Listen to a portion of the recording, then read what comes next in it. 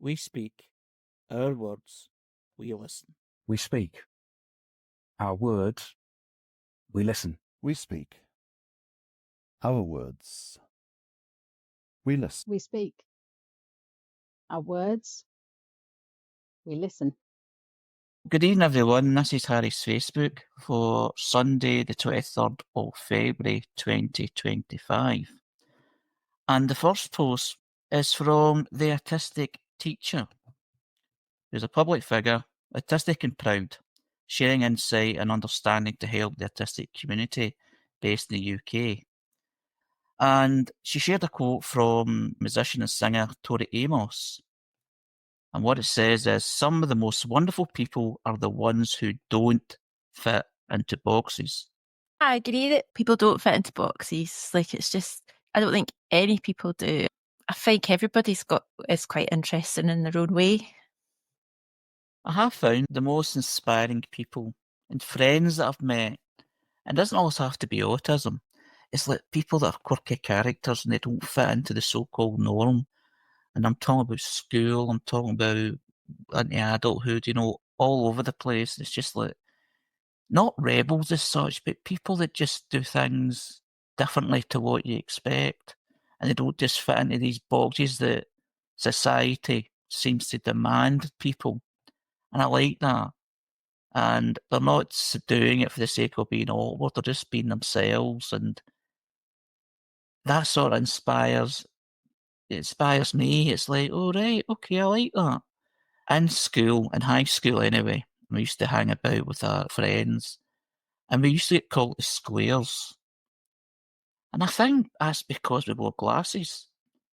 And it's because the people that called us squares was people that, there was always these sort of kind of stereotypes. I remember these kind of group of boys who thought they were Mr. Handsomes and look at me, play football and all that. They thought, look at, that sort of thing. And there was other ones that were into kind of groups of gangs and like to have a fight with people for other areas and all that. And I thought, and then they were looking upon us that we were strange.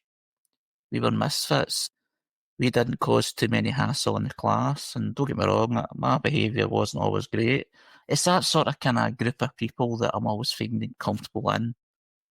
I can remember like a kind of reunion at one of my old school friends' weddings a couple of years ago. Well, it's a bit longer than that, but it's like saying, like, I remember you were nuts.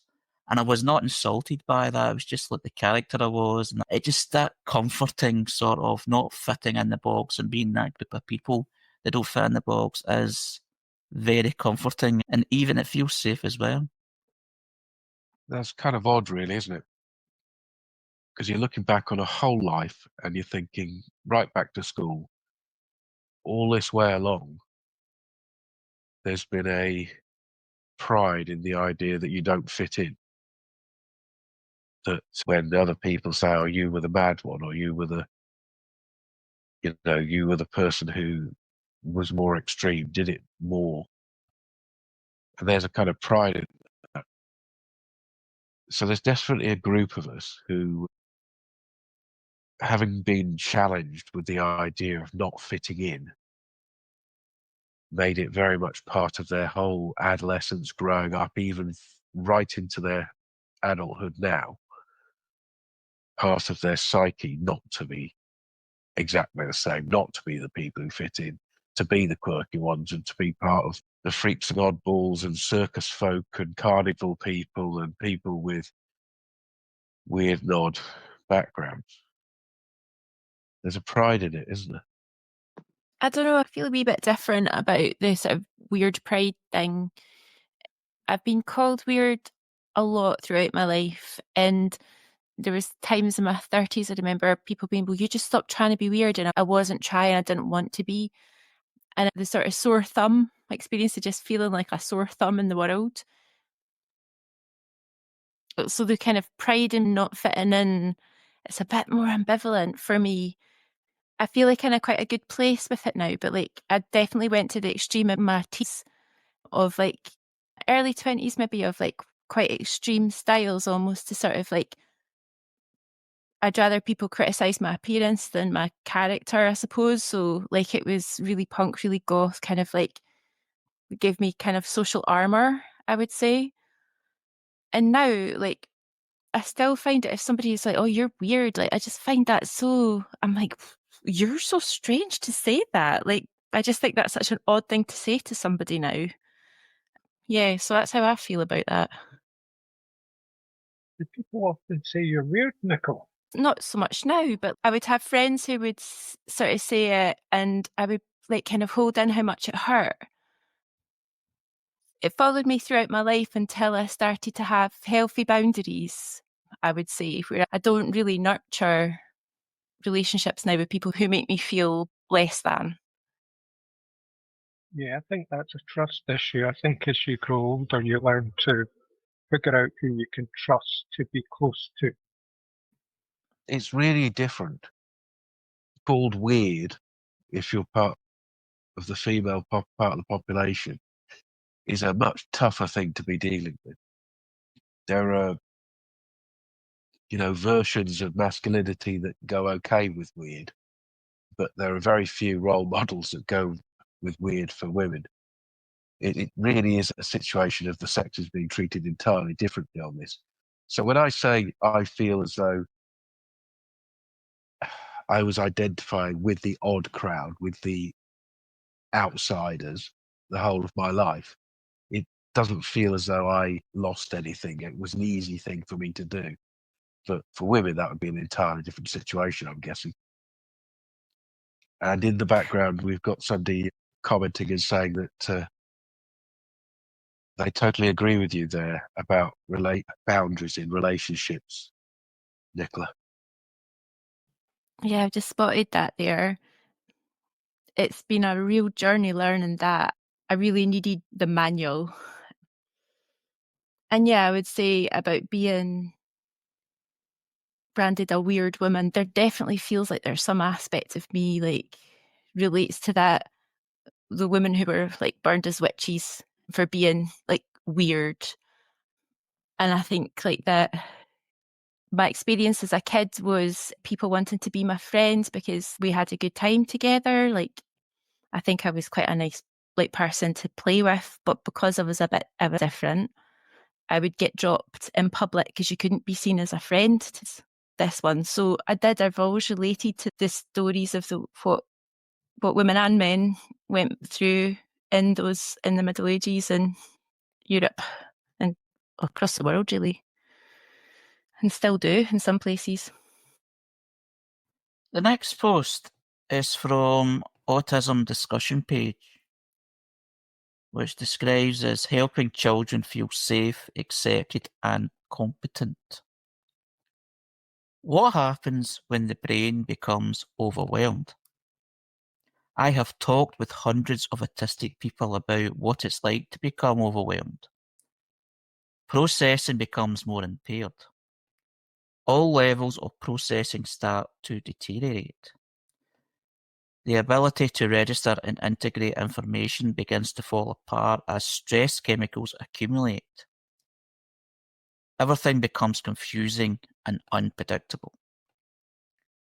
They often report that their body experiences physical pain and engulfs them in panic. They quickly lose the ability to think, communicate, and problem solve. The ability to use language both receptively and expressively weakens. They cannot think through the situation or problem solve. The more we talk, the more overwhelmed they become. They often lose their ability to speak. Trying to reason with them requires too much thinking, which they do not have at that point. Their senses become heightened. In addition to the deteriorating processing skills, their sensory sensitivities become heightened, adding more fuel to the fire. Strong emotions begin to flood the brain, and the brain begins to panic. They report that intense emotions come on like tidal waves and overpower their ability to process. Every part of their body hurts, and all coping skills collapse. The brain starts to shut down or reaches fight or flight. If the overload occurs slowly enough, the brain may start to shut down to avoid being overwhelmed. However, if the overload occurs too quickly for an escape to be immediate, the stress sets off the fight or flight response, usually expressed as a meltdown. If you have meltdowns or shutdowns, what do you experience? So is a meltdown the equivalent of a panic attack? I used to think I was having panic attacks and I was going into a sort of shutdown, meltdown. And now that I know what it is, generally been easier to manage. But like before I understood what it was, it felt like reality was just absolutely, like me and reality were just glitching. I remember having one triggered in a restaurant in Glasgow because the acoustics in the room were so odd that I couldn't hear the person over that I was with, but I could hear the person on the other side of the room louder than them, and it was all the layered noise was just too much. And it was just like I just felt myself starting to lose like the ability to speak, like losing skills. And I think that's what I fear the most is like the shutdown experiences that I had and losing skills, like feeling like I've lost consciousness. And yeah, I think there's still a bit to review through childhood of like more meltdown stuff. But I can see it throughout my life more now. Yeah, I remember going to therapy sessions for panic attacks. And of course, they did it the worst way possible. They would put you in a big hall full of 300 people and then close the doors. They saw it as a feedback loop that you could learn to cope with through, a CD-ROM and a booklet and some practice. But later or now, we have this kind of other way of looking at what might have been going on. And I can agree with you there about the world glitching, yeah, the flickering lights, supermarket queues and stuff. I was convinced I had an illness that was causing this. And so I went for brain exams and all these things, but like yourself, you kind of then replay your life and go, so what happened? How did this all come about? What's it about? And so things like this may help us understand a wee bit. I'm wondering what others think. Well, I've heard that before from other people where something happens and it's like a meltdown or a worry, and they go to extreme lengths to find out what the problem is. And I've been like that in many ways myself, overthinking, over-preparing, or being somewhere that's totally uncomfortable. Someone made a comment on their Facebook, and what he says is, sometimes it's like those Potter wheel videos when the clay collapses and goes everywhere. Sometimes it's like my brain is running a lot faster than I can keep up with, and I can't stop it.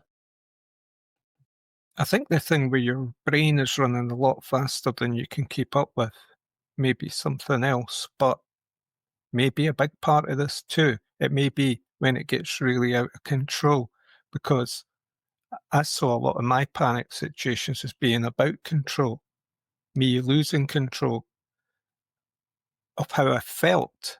Because when they're talking there about the brain becoming overwhelmed, I think it's because as part of the body, this is what I sense, it's part of the body is in control at that point, it's taking over. And I don't think you can think your way out of that one. All I was able to do was just avoid the situations that caused it or escape from them. Confronting them was apparently therapeutic, but was really quite an endurance. So there's something in there about what this guy, brain running too fast. Yeah, I've not really experienced that one too much, but there are times when I think like I can't stop my mind sometimes. And so I've looked into ways of relaxing, whether that be chemical or through some practice or some joyous exploration or distraction. But there's a balance between the mind and the body here, I think. The next post is from Retrophilliac, who's a digital curator, autistic, they, them, Canadian, self-taught artist and designer, advocate and activist. As an individual autistic person, I am not accountable for the misinformation spread by autism organisations or their failure to properly educate their non-autistic staff. Reaching out to a local organisation about the incorrect use of language and not receiving a response is already more effort than should be expected of me.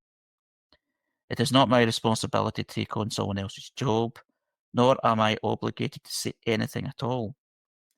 I am sharing this as an example, not to be dramatic, abrasive, or complaining, but because autistic people are so often expected to fix these issues for free, even when we have no connection to these organisations. That isn't okay. We shouldn't be pressured into engaging in extra labour that drains our already limited energy, especially when we wouldn't be paid, credited, or even acknowledged for our contributions. The person seems to be complaining that it shouldn't be their responsibility to do this, that, or the other. Well, I'm not convinced, and I'm not convinced that not only should it be our responsibility to do some of those explanations, that we should be given the opportunity to take those responsibilities. And what this person seems to be arguing is that give us less power, please. Well, no, I don't agree with that. I think give us the opportunity to educate your non-autistic people. Give us the opportunity to explain things. Give us the opportunity to do all the things that that person was complaining about. They're the things I want us to be able to do. So I'm sorry for the person who is writing it like that they feel as though they're being put upon. But how they feel put upon, for me, would feel as though I was being given opportunity and given a seat at the table. I'm going to struggle to put this into words a wee bit, but I felt just kind of confused by what they're saying in the post, because I feel like I would want to have that responsibility to be able to speak for myself and not to be like, oh, well, you should just know. But I'm glad that Jules was more direct about it, because I felt like I'm maybe not getting this. Is there something that I'm missing? Are they talking about a situation and I'm generalising it? So I just got a bit tangled, but I don't feel like it's been important for me to kind of be able to identify like what I need to survive and start and thrive and start to find ways to like bring that into my life, connect with it. Yeah, there's a lot of words in there that sound like there's a feeling that you're owed something. It just sounds a bit whiny. I like the punk rock attitude of seeing something that should be done differently and then just trying to do it, even if you're doing it with inappropriate materials and poor instruments and, sticking it together with a photocopier, just doing it. The so-called neurotypical world isn't going to go away or change that much for us. So we have to negotiate. If I'm really compassionate about it, though, it can't be coming from like an absolute place of desperation. Like I'm imagining a scenario like a family in poverty, like dealing with loads of stuff, then getting an autism diagnosis, the school teacher saying, well, what is it you need us to do for him? And you're at that point, I don't know. And I can understand at that point how somebody could fall into that, like, aren't you the expert? You're meant to tell me what to do. Quite disempowered place. But I think that's these sorts of stages. I think that to be in a complete state of crisis is an awful thing, and it's awful trying to find connection when you're in a place like that. But I think that, I guess it's a social media post. It's going to be one-sided, isn't it? And we are putting the nuance in by having conversations. The next post is from Leeds Autism Services, which is on its charity organisations. Leeds Autism Services are a charity dedicated to creating a more autism-friendly society based in the UK. And it's a post of an activity, photographs. And it says, William and Vicky had a lovely walk along the canal to Thwaites Mill, where they enjoyed looking at the waterfall and the dock mural. Afterwards, they returned to a Grape Street base to do some painting. This reminds me of kind of some of the activities that I used to do. Not in that sense, but going somewhere, doing something relatively simple, visiting somewhere that's just somewhere different, somewhere that helps the senses, and we'll go to a park or just go somewhere, and then return to this sort of what is looked upon as a safe space to either sit and have a talk or draw, or done that myself. And I relate to it in some ways. Yeah, Harry, it's like those experiences are often judged as not worthwhile or, not valuable.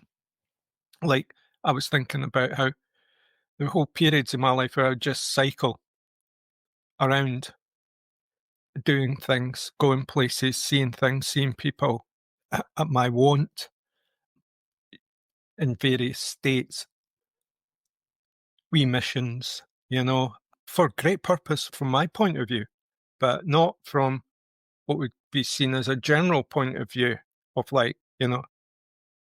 how you earning a living, what you're doing with yourself. Yeah. And yet I found a lot of people who did similar things. So we all enjoyed going out on our bikes sometimes and doing stuff, going places, having experiences. But there's a society there that wants you to, support yourself and get by. And if you can't, what are you doing all this other stuff for? And yet that other stuff is incredibly valuable. So I like this post. The next post is from the Scottish Ethnic Minority Autistics, CIC, which is a non-profit organisation, strive to improve understanding of being autistic from the various communities of the global majority, based in Scotland, the UK. And it's sharing an opportunity to participate in the research. Are you autistic and a parent? We are conducting the next stage of our research into autistic adults' experiences of parenting. Participation involves completing an anonymous online survey that takes approximately 20 minutes. We want to hear from people who identify as autistic, identify as a parent of babies, children, or adults, are 18 years of age or older. This project is led by Sandra Tom Jones, aka Autistic Professor, an autistic autism researcher and advocate, and was approved by the University of Southern Queensland Human Research Ethics Committee. And it provides a link to the survey and more information about that particular research. A request for participation in research got passed along my way. And I've got I've got complicated feelings about it. I think because, I think I've got a lot of complicated feelings about academia and being examined, and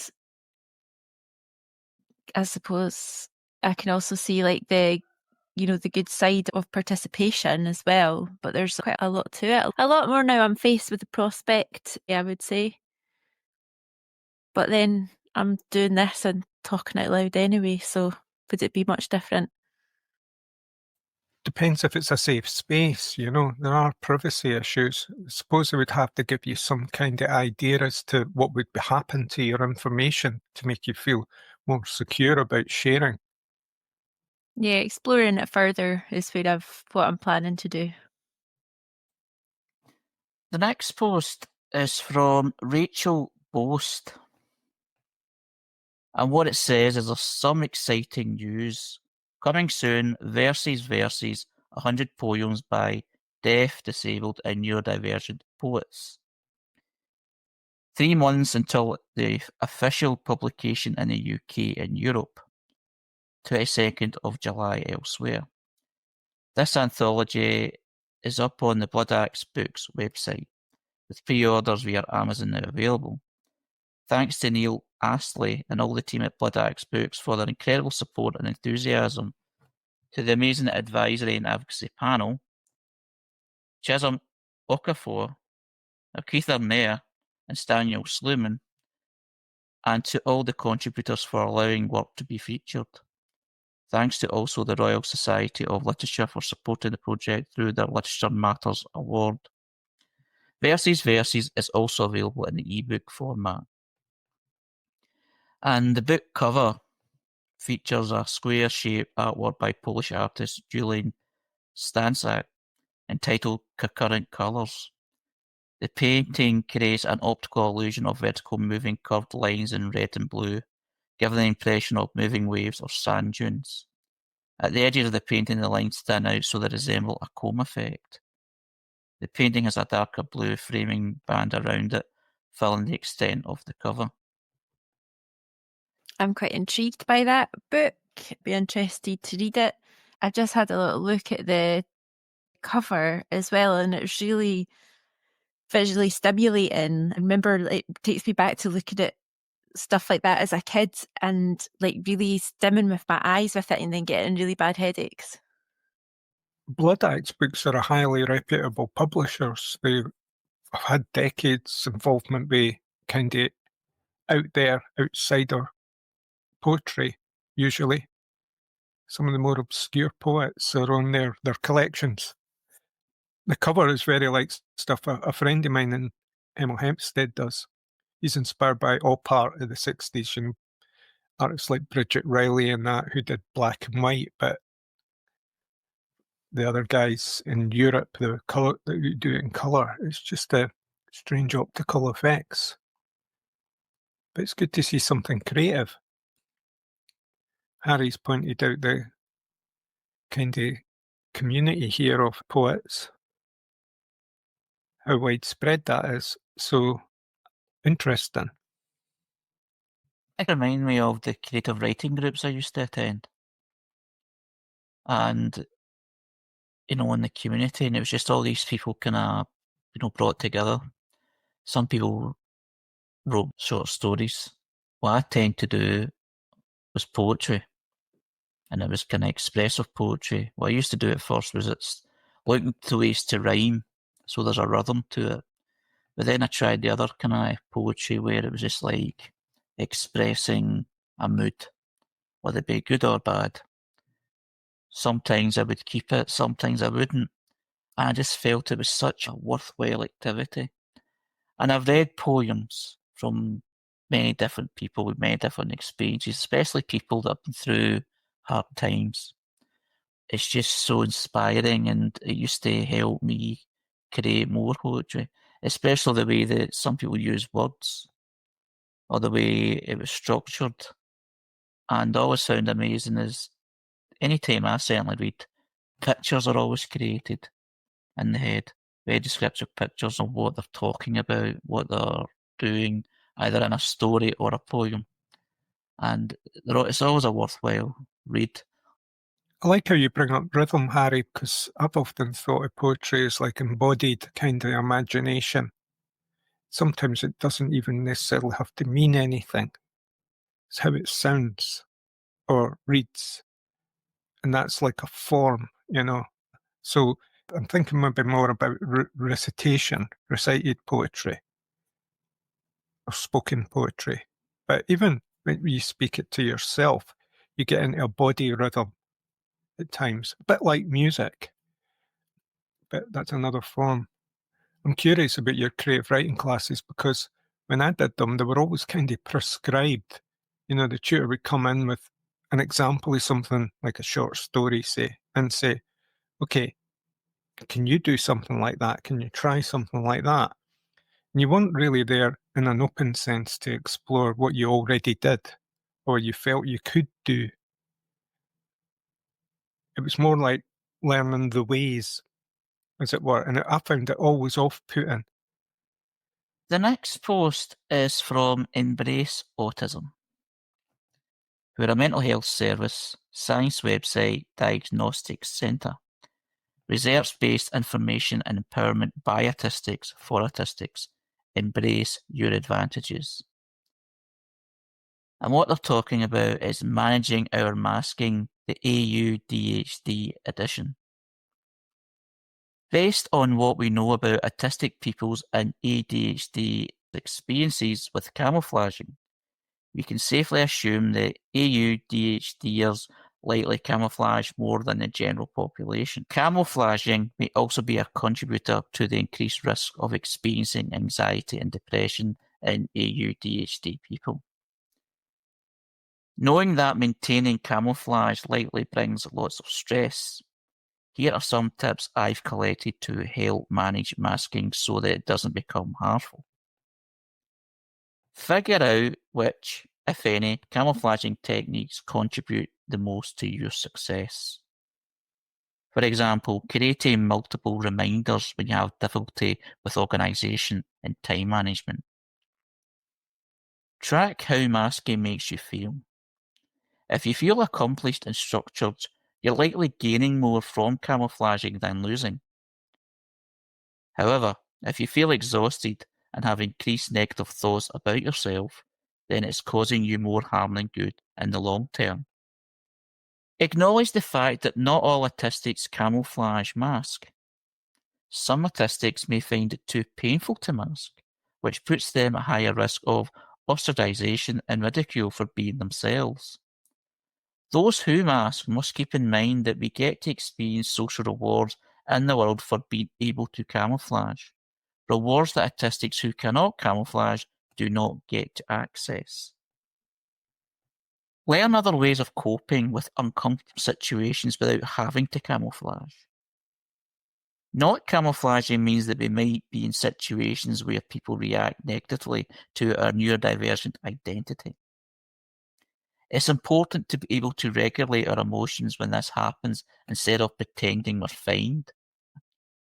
It's important to be able to regulate our emotions when this happens instead of pretending we're fine and hiding them. Understand that you are enough without having the mask. The choice to mask, understandably, feels necessary to many neurodivergent people, like myself, as a level of safety. The healthiest long-term solution, however, will lie within our ability to accept our identity and make choices affirming our natural inclinations while finding our place in wider society. I mask a lot less than I used, and I was never actually very successful at masking, I don't think, hence all the weird comments and stuff. Very fidgety as well, and I've been shouted at in public by strangers before too. So yeah, I've adapted my life, I would say, pretty successfully now, getting more successful, and I enjoy not living in the sort of cast. I would say it felt like a splint or something that was just so uncomfortable, and it'd be so nice to let go of. Yeah, there is a liberation in letting go of the masks, and there's concessions that I make for myself now that probably make me a lot less likable for some people, but give me so much relief and save me so much energy. But yeah, I would say that there's huge costs to it too. I think I feel as though I pick up masks intentionally and play with them and take on roles, and I've got some masks that I might wear for a few moments and play with. and some are actual serious ones that I can take on as a persona to make sure that I get the result I expect from a situation that I've got planned. This putting on and taking off and being comfortable with all kinds of different versions of yourself that you have to be in society, I think that's where I've got to in my maturity. That kind of makes me feel as though I've made it. It doesn't feel as though there's a whole role in any way that's forced upon me. I feel as though I've managed to be the rebellious teenager and keep free of that enforcement of other people's mask and standard. So I think the only thing to say is that there is a positive version of everything. I like the way you said that there, Jules. There's a positive version of everything, depending on obviously the people's experience of it. And when we've talked about masking and camouflaging before, you've always brought that example about choosing the mask and playing with it even to suit your position, to suit your life at that time or that situation at that time. And I think I do a bit of that as well, thinking about it. Because I put on different masks for different company. I mean, even speaking, just now, is like I put a different mask on here because I'm not totally unmasked. Because I'm speaking a certain way. Can I even be in this sort of character in a certain way because I'm on a radio and I'm getting recorded and it's going out live? Depending on the character of the other person, whether they're judgmental or not, or how they would behave to if I was a bit too free with my behaviour. And that sounds, quite intense. It's like my behaviour's so out there, it's dangerous, but it's not. It's just suiting the scenarios, the situations, and I'm quite comfortable with that. I know I've talked about some situations where I get annoyed at, but I think that's just life in general. But it's something that I do generally do. I don't act the way that I do with even one friend to another friend. There's always slight differences because they get different characters. Maybe they even get different masks themselves and so on. You might feel freer with one friend than you do with another because you've known one a bit longer. You grew up with one, another one you've only met in the last maybe 10 years. So it's that sort of thing that I'm kind of thinking about and taking from that particular post. We've come to the end of the broadcast. It's been a great night. More interesting discussions. Thanks everyone that shared these posts. So this is Harry's Facebook for the 23rd of February 2025. This is part of Spectrum Voices Conversation on Autistic Radio every Sunday, 5:55 p to 7:30 p.m. UK time. So thank you again and good night. Autistic Radio is about us, it's for us, and it's from us. Autistic Radio is about you, it's for you, and it can be from you. We have every single Sunday drop-in, 4:44 p.m. every Sunday. That's not live, that's us getting together, us talking, community. Every Sunday, Harry leads a 5:55 p.m, a discussion around the Facebook page that he creates. Involve yourself by suggesting what we should talk about next. Share it with Harry. And then, the bigger picture. Advocate. Use us. Speak to the world.